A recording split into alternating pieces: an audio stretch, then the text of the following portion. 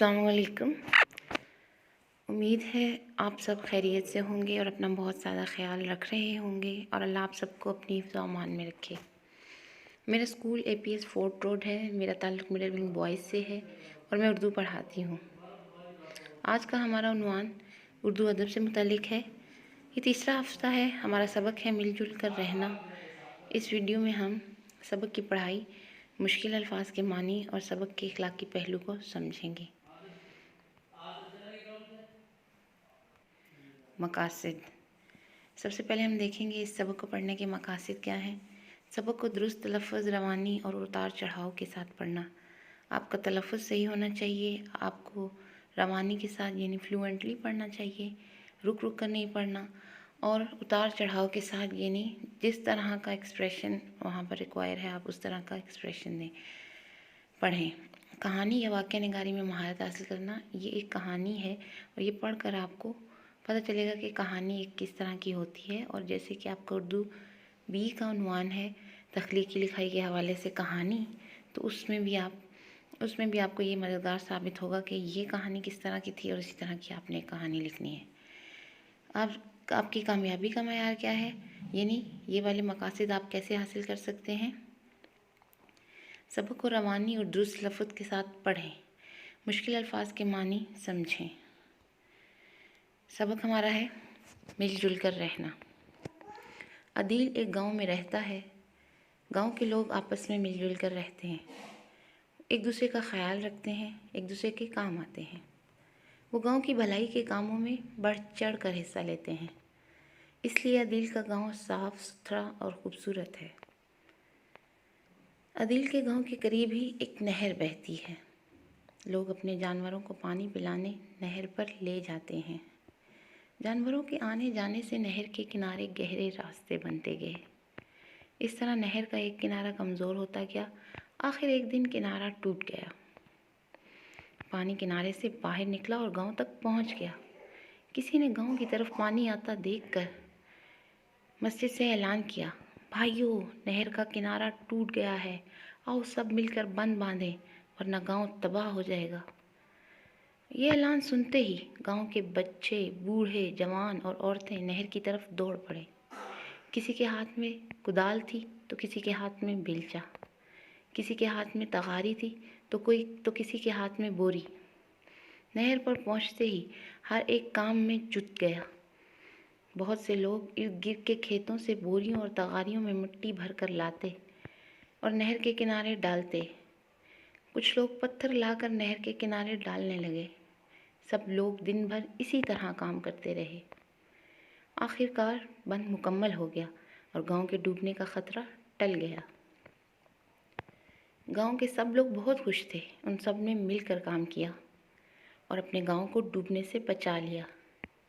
गांव वालों ने वादा किया कि वो आइंदा भी इसी तरह मिलजुल कर काम करेंगे, एक दूसरे के दुख दर्द में काम आएंगे। अगर किसी को कोई मुश्किल पेश आएगी तो सब उसकी मदद करेंगे और हमेशा इसी तरह प्यार मोहब्बत से रहेंगे। अब देखते हैं कि इसका इखलाकी सबक क्या है। मिलजुल कर काम करना। हमें कोई भी मुश्किल, कोई भी मुसीबत आ जाए तो अगर हम सब मिलजुल कर काम करेंगे, मिलजुल कर उसका सामना करेंगे तो हम इंशाल्लाह महफूज रहेंगे। मुश्किलात का सामना करना, मुश्किल से घबराना नहीं है। यानी जिस तरह गांव में एकदम से पानी आ गया तो अगर वो सब लोग घबरा जाते तो सब लोग बहुत ज़्यादा नुकसान उठाते, लेकिन उन्होंने एकदम से उसका सामना किया मेहनत और कोशिश से। तो अगला हमारा इखलाकी सबक है मेहनत और कोशिश करना। यानी मुसलसल वो लोग काम करते रहे, कोशिश करते रहे और बिलाखिर वो कामयाब हो गए। अब हम देखते हैं रोज़मर्रा ज़िंदगी के हवाले से हमारे लिए इसमें सबक क्या है। जैसा कि आप जानते हैं कि आजकल कोरोना वायरस की बीमारी है जिसकी वजह से हम सब अपने घरों में रह रहे हैं। तो ये भी एक ऐसी हमारे पर मुश्किल आई है जिस तरह गाँव वालों पर मुश्किल आई थी। तो सबसे पहले क्या करना है, हमने मिलजुल कर इस मुश्किल का सामना करना है। वो ये है कि घरों में रहना है और ख़ुद सिर्फ नहीं रहना बल्कि कोशिश करनी है कि सब अपने घरों में रहें। यानी अगर कुछ लोग भी निकलेंगे तो नुकसान सबका होगा। तो जो लोग डेली अर्निंग करते हैं और उन्हें घर से निकलना पड़ता है, हमें उनकी भी मदद करनी चाहिए। ताकि वो लोग भी अपने घरों से ना निकलें और हम सब महफूज रहें। एहतियात, जैसे कि गांव वाले अगर पहले ही एहतियात करते और जानवरों के आने जाने का ख्याल रखते या कोई ऐसा रास्ता बना कर रखते तो वो पुल टूटता ही ना। इसी तरह हम भी जब एहतियात करेंगे, हुकूमती हिदायत पर अमल करेंगे, तो हम इस बीमारी का शिकार होंगे ही नहीं इंशाल्लाह। फिर तीसरा काम ये है कि मेहनत करनी, यानी अपनी कोशिश करनी है। जैसे गाँव वालों ने अपनी कोशिश की और फिर अल्लाह पर भरोसा किया, उन्हें ये अल्लाह ताला पर यकीन था कि वो कोशिश करेंगे तो अल्लाह ताला उनकी मदद करेगा, और उन्होंने बंद बांध लिया। इसी तरह हम भी अपनी पूरी कोशिश करेंगे, अल्लाह के हुक्म के मुताबिक सब्र और नमाज से मदद तलब करेंगे, और इंशाल्लाह हमारी पूरी कौम इस मुश्किल से निकल आएगी। अब देखते हैं मुश्किल अल्फाज के मानी। भलाई, अच्छाई, बंद बांधें, किनारा बनाएं, यानी नहर के जो किनारा टूट गया है हम उस और पानी निकल गया है, उस पानी को रोकने के लिए बंद बांधें, यानी दोबारा से किनारा बनाएं।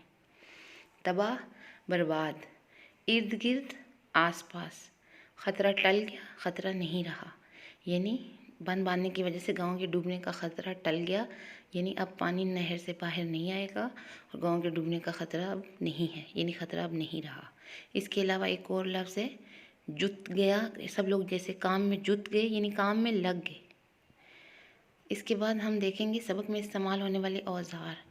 कुछ औज़ार के बारे में उन्होंने बात की है, तो वो हम आपको बताएंगे कि वो क्या है और उनका इस्तेमाल क्या है।